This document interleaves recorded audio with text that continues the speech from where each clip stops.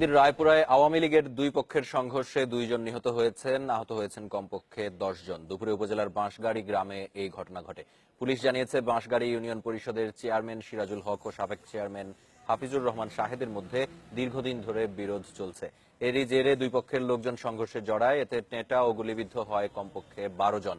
এদের মধ্যে গুলিবিদ্ধ জয়নাল মিয়া ও আরশ আলীকে হাসপাতালে নেওয়া হলে চিকিৎসক মৃত ঘোষণা করেন। এলাকায় 144 ধারা জারি করা হয়েছে এবং অতিরিক্ত পুলিশ মোতায়েন করা হয়েছে। 19 এপ্রিলও এই দুই চেয়ারম্যানের সমর্থকদের সংঘর্ষে মারা যায় একজন।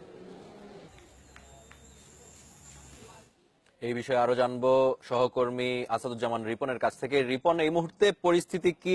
কাউকে আটক করা হয়েছে কিনা এই ঘটনায়? আহত যারা আছেন তাদের মধ্যে কারো অবস্থা আশঙ্কাজনক কিনা আমাদের জানান। এই মুহূর্তে আসলে ঘটনাস্থলে অতিরিক্ত পুলিশ মোতায়েন রয়েছে এবং এলাকায় থমথমে পরিস্থিতি বিরাজ করছে।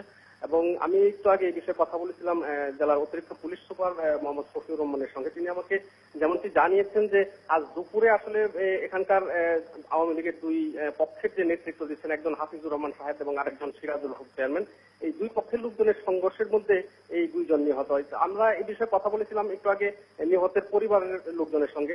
তারা আমাদেরকে যেমনটি জানিয়েছেন, তাদের অভিযোগ যে বর্তমান ইউপি চেয়ারম্যান সিরাজুল হক তার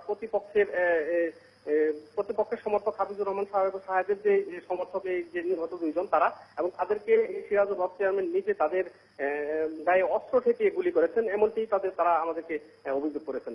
তো এখন আর এই সব ঘটনায় আহত হয়েছেন আরো কমপক্ষে 10 জন। তবে আহতরা পুলিশি গ্রেপ্তার এড়াতে তারা আসলে অজ্ঞাত স্থানে চিকিৎসা নিচ্ছেন এবং তারা এখন পর্যন্ত আহতদের কাউকে হাসপাতালে দেখা যায়নি।